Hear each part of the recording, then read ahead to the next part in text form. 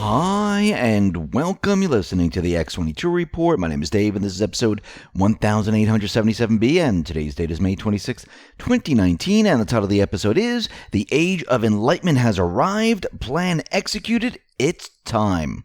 Now, before we get started, I wanted to talk about privacy. Facebook expects to face a massive fine of up to $5 billion from the Federal Trade Commission as a result of an investigation into its privacy policies. The probe centers around the violation of 2011 agreement Facebook made with the FTC that required the social media giant to gain explicit consent from users to share their data. Once again, big data fails to protect its consumers' privacy. Why should we keep trusting them? Well, we shouldn't. And one way to fight back is by using a virtual private network to simply block your IP address from big data constantly spying and tracking you. Virtual Shield is my VPN of choice because it's the easiest and fastest VPN to use. Plus, they will never sell or share your data with anyone else. Stop trusting free big data sites. Use a VPN and fight back. This month, Virtual Shield is offering a Memorial Day special of 30% off all VPN plans and all premium add-ons including Protection Plus, residential access, monthly maintenance, phone support, and VIP performance plans for as low as $3 per month. Sign up for a free 30-day trial to Virtual Shield VPN and see what the hype is about. You have nothing to lose. Their no-log policy protects its users from any data breaches. Protect your personal data today by clicking the link below.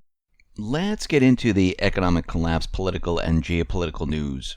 Now, since Trump authorized the D-class, the players in the deep state, and I'm talking about the low-level players, I'm not talking about the deep players that are behind the curtain that are really the ones that should be worrying, which they are. Those are the ones that Trump, Barr, and the rest are going after. Yes, the other ones they're also going to be going after, but there's going to be many names that I think that are going to come out that we're going to be shocked and surprised that have been hiding behind a curtain. Yes, we've been seeing Brennan. Yes, we've been seeing Schiff. Yes, we've been seeing Clapper. Yes, we understand it's Obama, Yates, Lynch, Clinton, but I think there's many more besides these individuals. And I think we're going to see a lot of this come out as we move forward. Now, we know that Trump has been talking about fake news since he became president. He calls CNN fake news, MSNBC fake news. And when you look at their stories, they've been wrong many, many times before. They are controlled by the intelligence apparatus. They get their information from there. They get their leaks from there. And the people are starting to wake up and starting to realize that they've been fed fake news. I mean, look, for 2 years, they've been fed that there is Russian collusion. There's evidence. And they have multiple stories showing how this is going to come true, which it never did. And of course, they're saying that they've done nothing wrong. Now, they're never going to admit that they've done anything wrong. They're always going to say that they did great reporting. And right now, we can see it's taking its toll. CNN, they laid off almost all of its healthcare coverage division. And this seems like kind of crazy because they're saying their healthcare division, this is their successful division. Now, this is kind of odd. Now, in the beginning, they said these are just rumors. There's no such thing as these layoffs coming. It's all fake news. But it turns out that it's not fake news, that there are layoffs coming to CNN. And very interestingly, Harry Howick, he's a law enforcement analyst, retired NYPD detective first grade, specializing in counterterrorism strategies such as an active shooter program. And he tweeted out the following: "My contract with CNN wasn't renewed because I disagreed with Brian Seltzer on air and heard I was immediately pulled off by Zucker. I had 6 months left on my contract and I was never again on after that." And I think what they're doing is they're cleaning house right now. And they're getting rid of many individuals and bringing in fresh faces, getting rid of a lot of people, trying to make it seem like they're on the up and up and they're giving us great news, which we know this is not the case at all. Let's move into Jussie Smollett. We know the judge is going to unseal the records, and this will most likely be the downfall of Kim Foxx and Jussie Smollett. Trump tweeted out the following: "In addition to great incompetence and corruption, the Smollett case in Chicago is also about a hate crime. Remember, MAGA country did it. That turned out to be a total lie. It had nothing to do with MAGA country. Serious stuff and not even an apology to millions of people." Now, the deep state and the mainstream media, they are now preparing for pics and video, and they're trying to get ahead of the story because we know and they know that the D-class is coming, and they're projecting and trying to push a narrative that these videos are manipulated. This is coming out of the Washington Top News. And it says manipulated Nancy Pelosi video may be a sign of things to come in the 2020 election cycle. And they're saying that major digital companies, they've reacted differently to slow the viral spread of subtly manipulated video of House Speaker Nancy Pelosi, a video that could be a harbinger of the political digital fakery to come in the 2020 and beyond. A video that appeared to have been digitally altered to slow the speech of the House Speaker at a recent public appearance. Well, this is a couple of those that were slow, but the original ones, they weren't slowed. They're the exact speed, and she messes up when she speaks. I mean, it's a blooper roll. That's really what was being put out there. But they're using this to say that there's going to be this type of video hitting, and we're going to call them all fake now. Now remember, Q warned us about this. So we got to go all the way back to post 868. This is March 6, 2018. The New York Times, they started back then. Here come the fake videos too. Artificial intelligence video tools make it relatively easy to put one person's face on another person's body with few traces of manipulation. And yes, it does work, but Q says, try as they might. Fail, they will. No free passes. Mainstream media, that's in brackets, all bold caps. And we can see they're trying to use this to head off what is coming. What is coming? Well, we know there's going to be the D-class.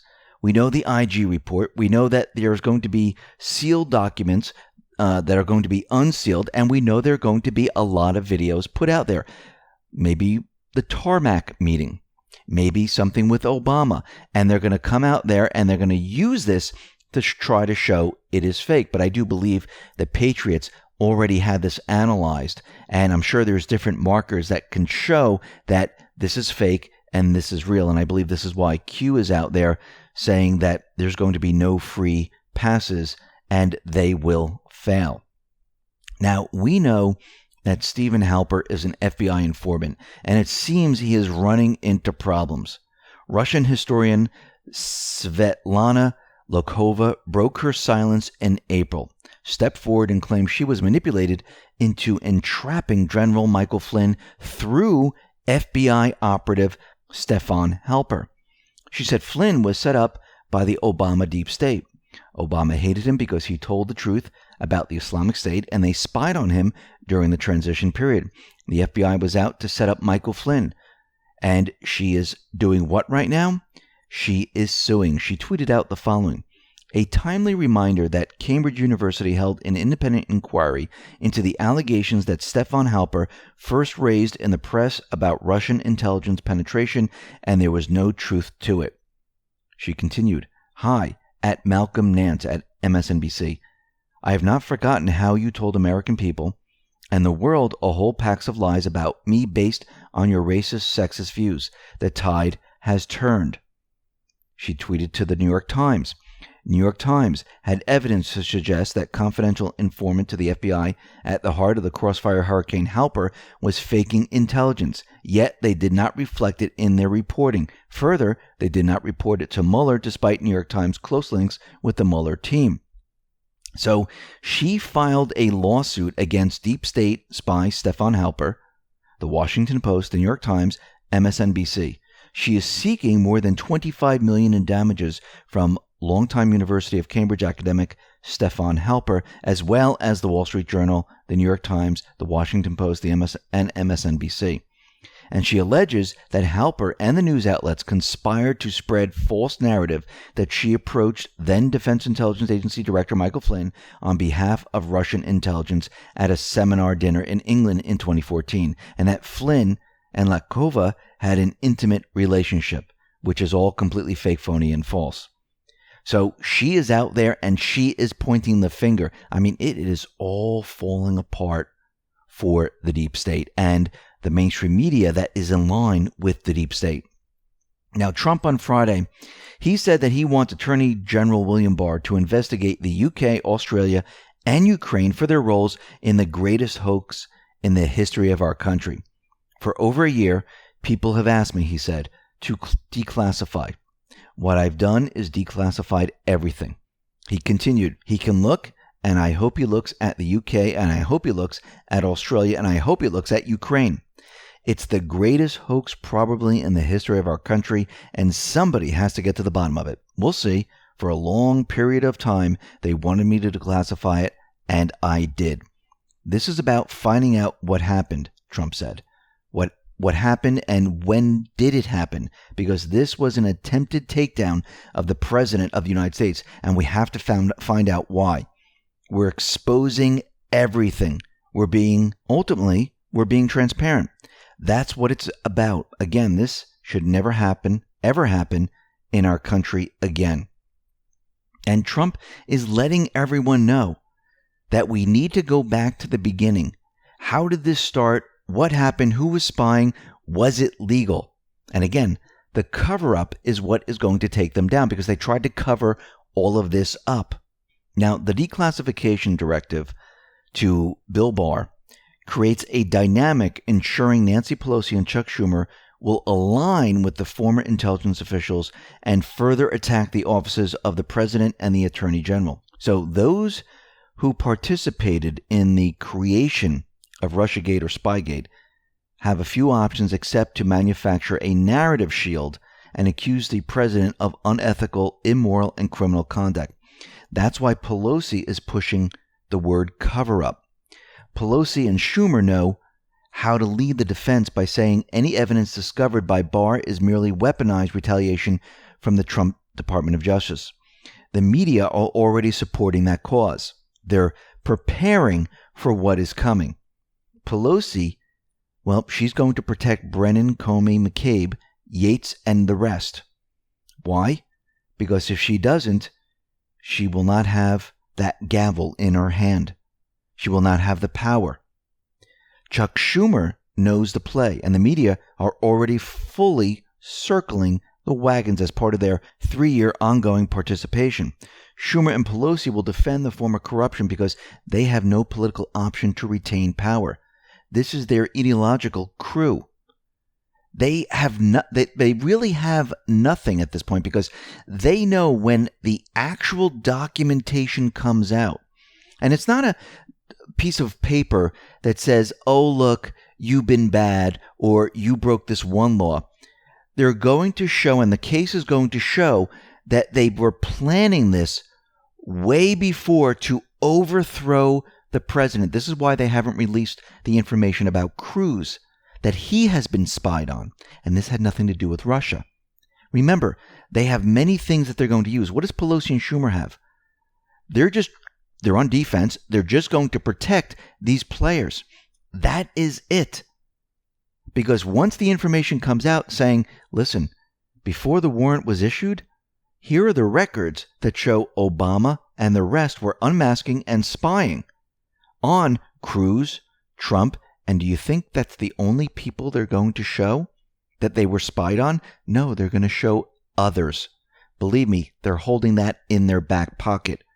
And it's going to show this had nothing to do with Russia, and their case is going to fall apart.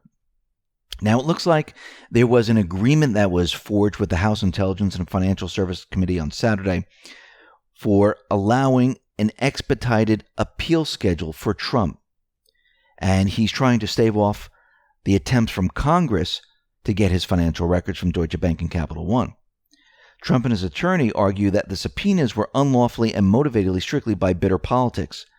Now, Judge Ramos, who's an Obama appointee, he made the decision the same day the New York legislation passed legislation allowing the state to hand over the president's state tax returns to Congress. Now, the reason why I do believe that Trump's attorney is saying this was unlawful and it was motivated strictly by bitter politics, and this is why they're trying just to delay. They want to delay long enough so the information can come out and it will show that everything that they've been doing was politically motivated, was being pushed to overthrow a president. And once that comes out, this whole thing about getting his financial records, that goes down the tubes. And I don't personally think that he cares if they get him or not. I think he's just pushing back, saying, listen, we don't have to do what you want us to do.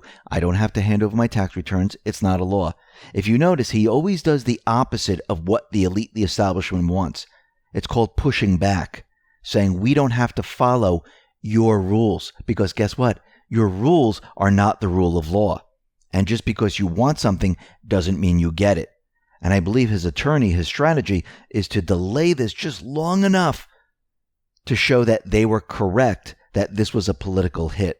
And since the beginning, they've been trying to stop Trump at every turn. I mean, think about the border. Think about the illegals. Think about everything that Trump is trying to do. What always happens? It seems there is an Obama appointee judge that decides to make a ruling against Trump. Now, a lot of people are out there saying, well, because he's doing things and they're pushing back and it's not really that big of a deal. It's maybe one or two times.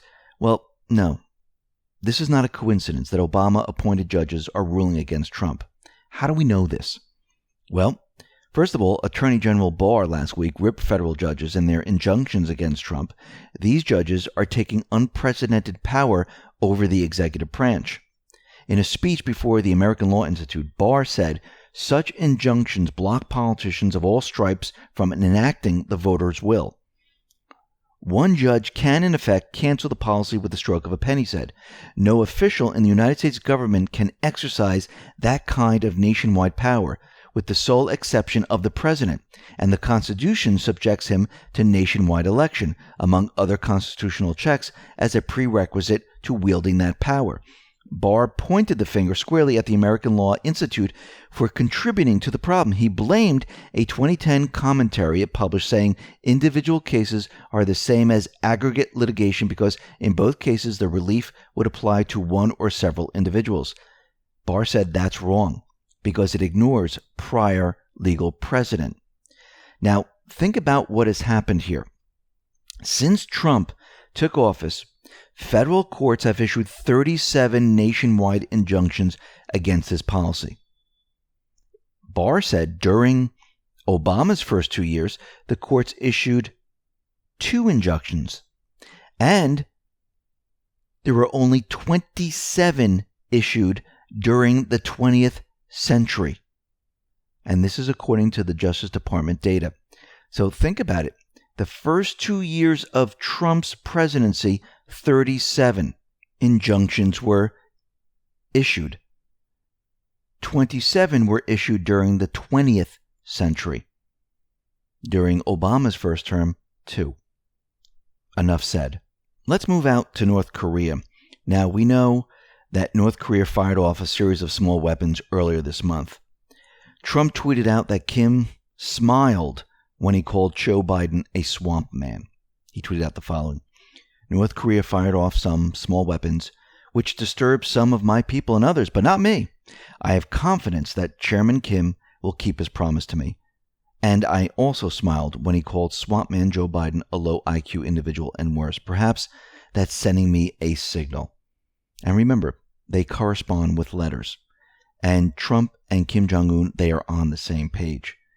I know the mainstream media, the deep state, they're trying to push this to be a lot larger than it really is, but Trump already knows the deal has been set.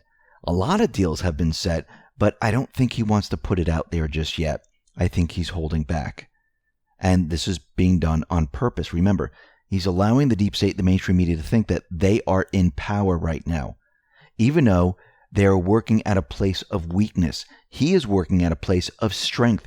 He has everything. They know everything, and they have the documentation.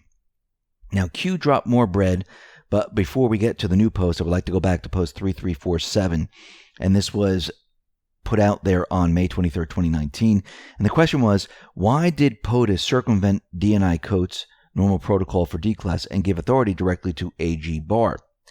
And Jeff Carlson tweeted out the following: a statement from D&I Dan Coates seems to be generating some apprehension as it can be read as less than fully supportive of AG Barr's efforts. So what did he put out there? Well, he said, much like we have with other investigations and reviews, The intelligence community, IC, will provide the Department of Justice all of the appropriate information for its review of intelligence activities related to Russian interference in the 2016 presidential election. As part of that process, I am confident that the Attorney General will work with the IC in accordance with the long-established standards to protect highly sensitive classified information that, if publicly released, would put our national security at risk. The IC will continue to faithfully execute its mission of providing timely, apolitical intelligence to the President and policymakers. Daniel R. Coates, Director of National Intelligence. Now, they're going to continually come out and say that this is sensitive, it's because of national security, it's in the best interest of the American people. But again, take it and think the opposite. It's in the best interest for them. It's part of national security because if they're exposed, then guess what? Their whole apparatus is exposed, and now the people know. This is what they're most afraid of. Jeff Carlson continued with his tweets. A couple things worth noting. First, it was Coates who declassified the April 26, 2017 FISA court ruling that unveiled much of the abuse transpiring. Very interesting. Now, John Brennan and other intelligence community operatives are circling the wagons against Trump's declassification, claiming that it could expose, again, top secret sources and methods used in the Trump-Russia probe. Well, think about it. They leak things all the time. Because his complaint may be misplaced given that virtually all these significant leaks about sources and methods used in the investigation have been given to the news outlets. Think about Comey's memo. Think about everything that they leaked out, all the information. This was done on purpose, and they had no problem with leaking out that information. Government officials who appear not to be allies of Trump have been behind countless leaks of classified information regarding sources, methods, and investigative targets in the Trump-Russia probe. Some of the leaks have disclosed the existence of surveillance warrants and FBI informants used against the Trump campaign.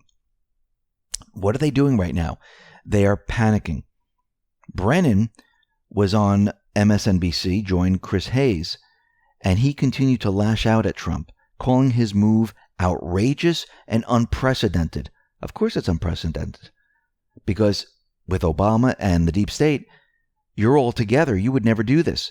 He's on the outside. He's exposing everything that you did, so which is illegal, which is treasonous.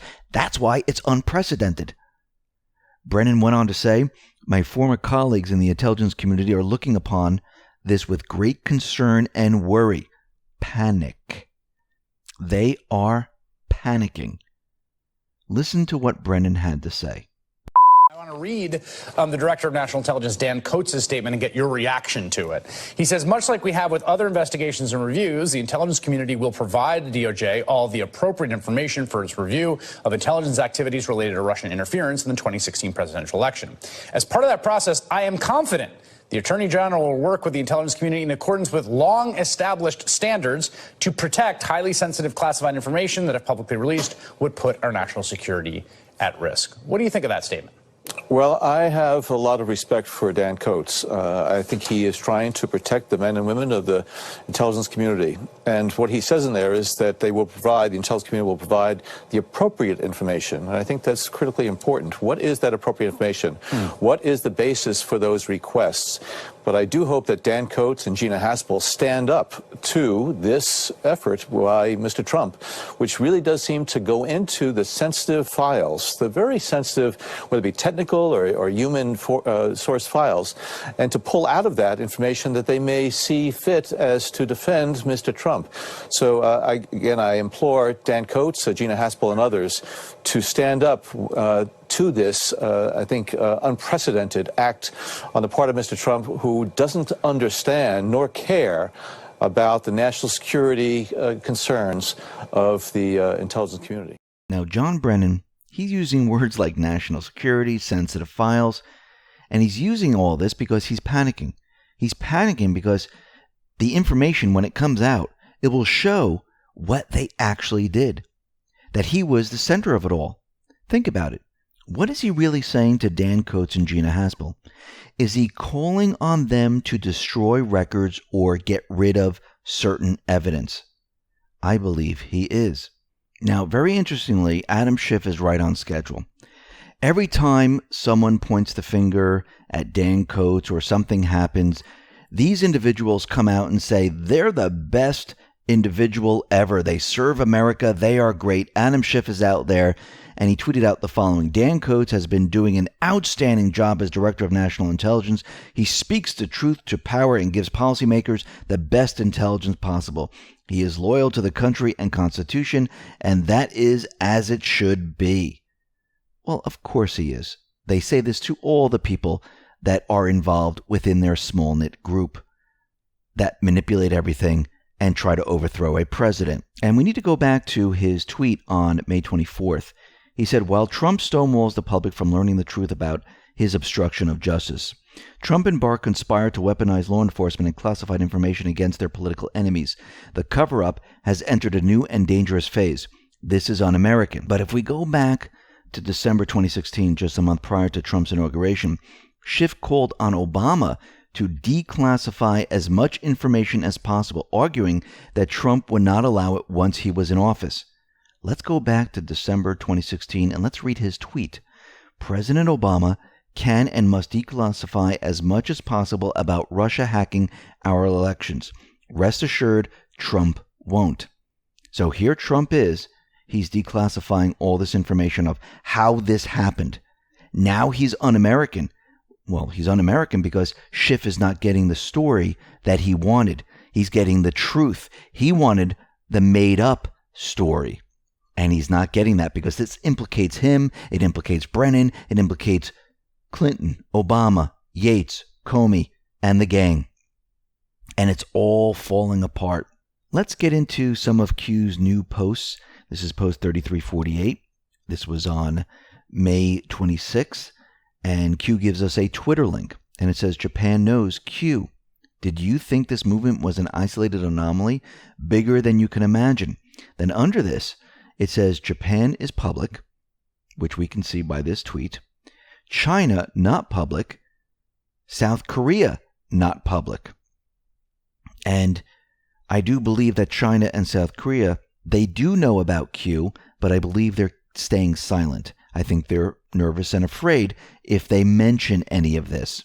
And there's also censorship in China. So I believe this is why it's really not public there. And I think there's a lot of people behind the movement, but they're not speaking out. Just because you don't hear from people doesn't mean they aren't there. Post 3349. Q gives us a post back in March 20th, 2019, which is 3127. And it says, ask yourself a very simple question. With the fake news media and other controlled assets, expend this amount of time and resource attacking, attempt to discredit, cast as conspiracy, LARP, this movement, if it did not pose a significant threat, danger. You attack those who threaten you the most. Logical thinking.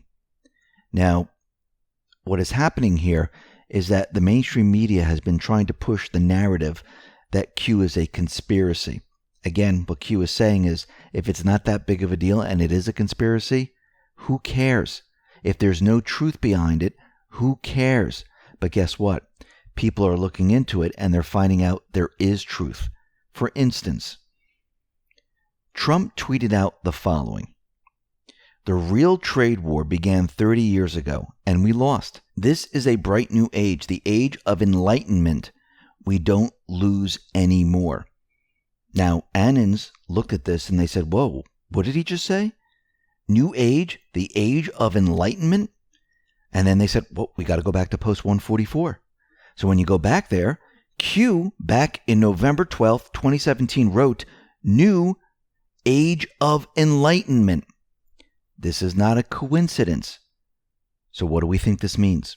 Well, many Annans had their opinion, but I think Q means that this is a public awakening, that things are changing, that people will be waking up to the corruption around the world, and we're seeing it right now.